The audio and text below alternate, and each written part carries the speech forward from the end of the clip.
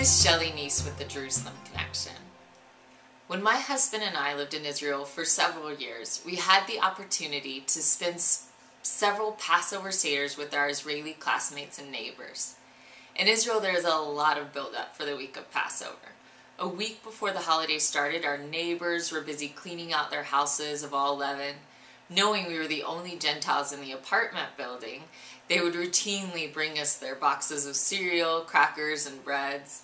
The hallways smelled like Clorox as they cleaned every crevice to follow the biblical commandment that not even a speck of leaven could be found in their homes. It wasn't just in the homes that Passover preparation was felt.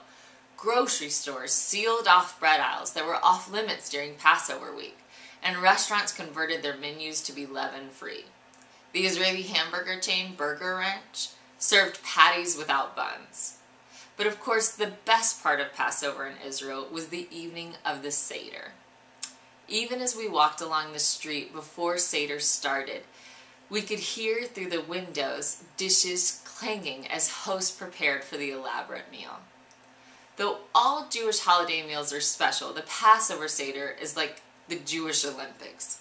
To go through the entire ritual of the meal takes hours, and every portion of the reading requires some kind of symbolic food or drink.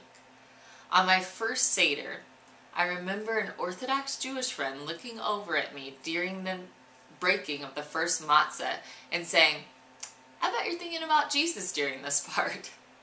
If I wasn't already, I certainly was when he said that.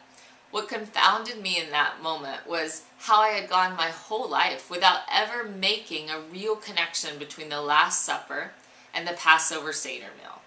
It's not a connection many Christians talk about or think about much. It took a religious Israeli, not even a Messianic, to point out to me how reminders of my Savior were laced all throughout the Seder meal. Since living back in the States, I've made a special point of hosting Passover Seder meals, taking what I learned in Israel and applying them to the faith traditions of my own family. There is nothing quite like Passover that celebrates the thread of redemption that runs all throughout the Bible, from Exodus to the death and resurrection of our Messiah. When I walk into stores in the States and see pastels and bunnies and eggs, nothing about that reminds me of our spiritual and literal deliverance from slavery. But a celebratory meal, communal reading of the story of Exodus, and reenacting of the Last Supper, that has redemption written all over it. If you have never thought much about Passover before, I encourage you to study up. We have plenty of resources on our website, including how to teach children about the holiday. Chag Sameach, and next year in Jerusalem.